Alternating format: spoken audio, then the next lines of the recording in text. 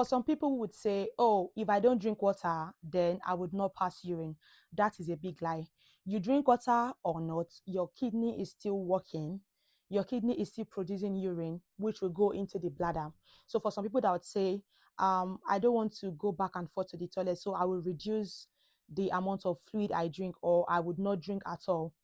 No, your body will still produce urine. Your kidney is still working, so it will still produce urine. So just know that that is a big lie, and try to drink water normally, just to help your bladder function and your general body function.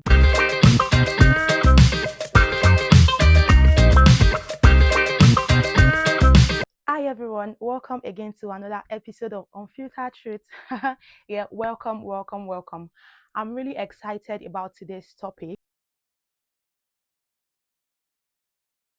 I want to talk to you guys about your drinks and your bladder, or should I say your drinking pattern and how it affects your bladder, or should I say what you drink that is poisonous to your bladder. Whichever one you want to take it. So many of us are victims and we don't know. So that is why I am here to enlighten you. I am here to let you know. I am here to make you aware. This is Unfiltered Truths. Do you know that your drinks affect your bladder and also it affects your toileting pattern? To start with, let's talk about types of fluid. Types of fluid. We have hydrating fluids and we have irritants. So the hydrating fluid is the water, and our bladder is very much happy with water. And we have the irritant. The irritant is the tea and coffee, and that is the caffeinated tea and coffee. Caffeinated tea and coffee, it has a higher percentage of caffeine, which irritates the bladder, and the bladder is not always happy with caffeinated tea and coffee. That is why when you drink your tea or when you drink your coffee, you are in and out of the toilet. Is that true? Yeah. So just know that caffeinated tea and coffee can irritate your bladder. Do you know that green tea is not good for your bladder? Yes, I understand, and I know that so many of us like to drink green tea because it is an antioxidant, it is good for your body function, it helps you, it helps some other part of your body, but your bladder is not happy with green tea. So we need to balance it. We need to do 50-50. Yeah, we need to balance it because you need to put your bladder into consideration.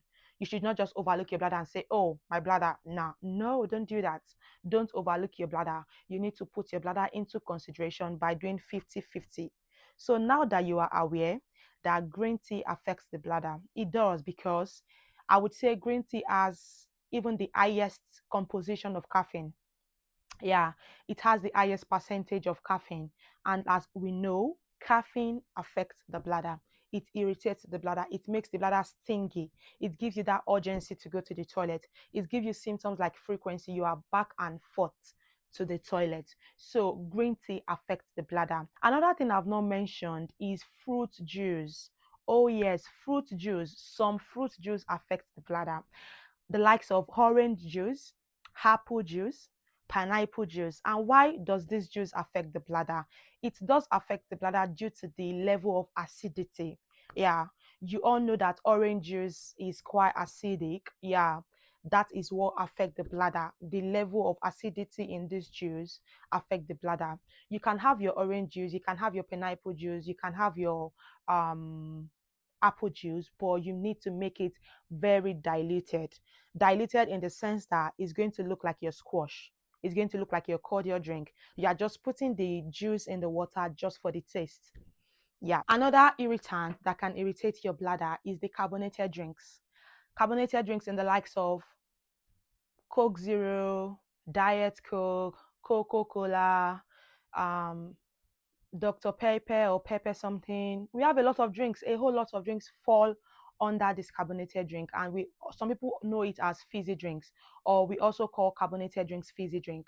Just know that the fizzy in these drinks or the carbonated stuff irritates the bladder. They make our bladder very yeah, our bladder don't like carbonated drinks. Another thing under the irritant is what we call fizzy water or sparkling water or flavored water, I think. All of those stuff irritate the bladder. The fizziness in the water or the sparkling stuff in the water irritates the bladder, and the bladder is not always happy with this type of drinks. We also have drinks like alcohol, drinks like wine. They irritate the bladder. Things like beer, they are bladder irritants. So anything aside from water irritates the bladder. No, no, don't come for me in the comment section. We have other type of drinks that are good. Yeah, we have other types of drink that is okay for your bladder. We have drinks like squash. Squash is where you have a cordial and you had it in water. You mix it. It's just like a form of light expression of juice. We call it squash. Squash is very good for your bladder. It's just like you're drinking water. Another drink that is good for your bladder is red bush tea. Red bush tea does not have caffeine and it is very good for your bladder. Herbal tea does not have caffeine. We have the chamomile tea, we have the peppermint tea, and so on. These drinks or this tea, they are still very okay for your bladder. Or you can also drink the less acidic fruit juice. Less acidic fruit juice, they are good for your bladder. Juice like cucumber juice, watermelon juice, or should I just say the less acidic fruit, their juice does not affect the bladder. Yeah, the less acidic fruit, their juice does not affect the bladder. So just keep that in mind. And if you want to buy your beverages or if you want to get something in the store, just watch out for the less acidic fruit juice. Okay, that would help you greatly. And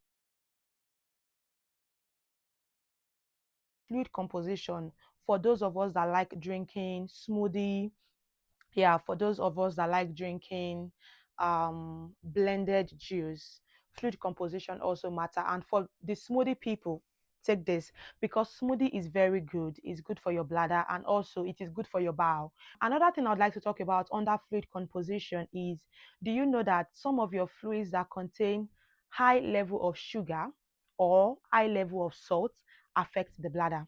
Yeah, it affects the bladder, it affects the kidney function, it affects everything, even in your body. It affects your body because too much sugar, yeah, tell me what too much sugar will cause.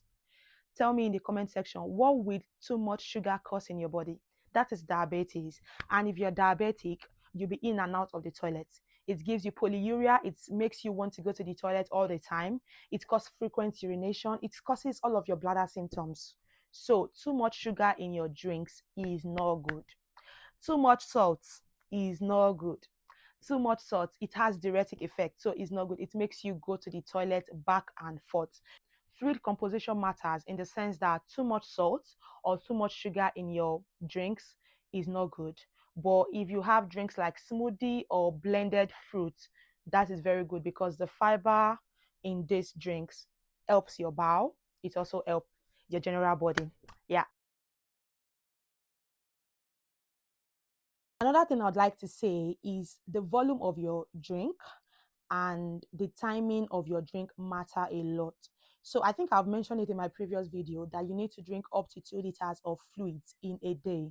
Yeah, you need to drink between 6 to 10 glasses of fluids in 24 hours. That is the normal volume you need to have generally. And the timing of your drink matter. For instance, if you want to go to bed and you sleep by 10 p.m., you need to stop drinking 2 hours before your bedtime, just so that it does not affect your nighttime sleep or your nighttime symptoms. Because if you drink close to your bedtime, you find out that you wake up 4 times at night or you wake up 6 times at night, which is not good because you are stressing the kidney to produce more urine into your bladder. So we don't want you to stress the kidney, neither you stress the bladder. So try to stop drinking 2 hours before you go to bed. That is what the timing talks about. Another thing is for those who like drinking in a go, please be very careful, because if you drink in a go, that would make you want to go to the toilet almost immediately. Yeah. For some people, you would say, oh, that does not make me go to the toilet. Like I said, body differs. Some people, if you gush water in a go, it makes your bladder fill up almost immediately and you would need to use the toilet. So the volume of your drink matter, the timing of your drinks also matter.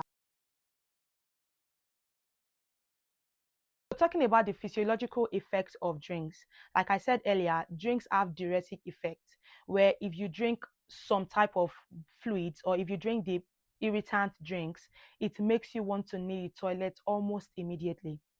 Yeah, it does. And it affects your bladder function, where it gives you the symptoms of urgency, frequency, or sometimes overactive bladder. Yeah, those are the diuretic effects of fluids. So there are some behavioral strategies and modifications that we need to put in place just to help our bladder and our general health. One thing I'd like to talk about is bladder retraining.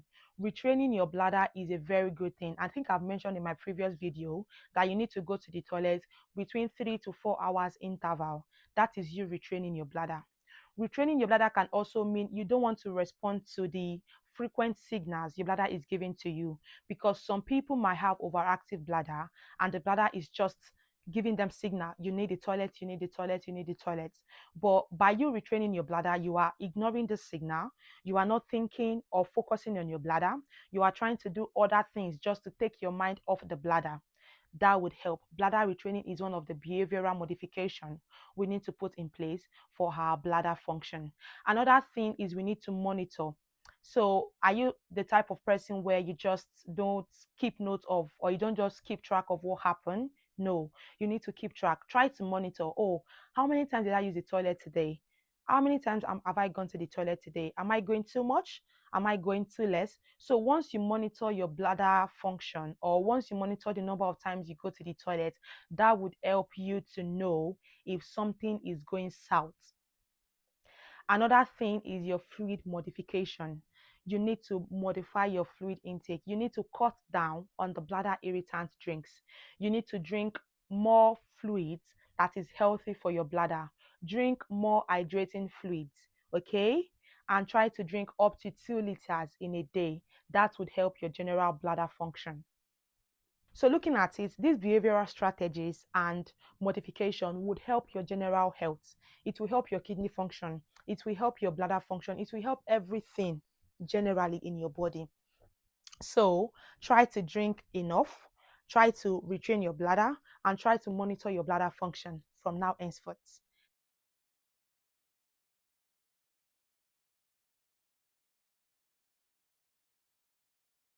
If you are guilty as charged, let me know in the comment section. This is Unfiltered Truths, where we are honest about our conversation. So if anything resonates with you in today's video, let me know in the comment section. Don't forget to share your thoughts on any other topic you'd like me to talk about. Don't forget to like, share, subscribe, and comment in the comment section, because I want to see you engaging with this video. Thank you so very much. Thank you for being here. Bye.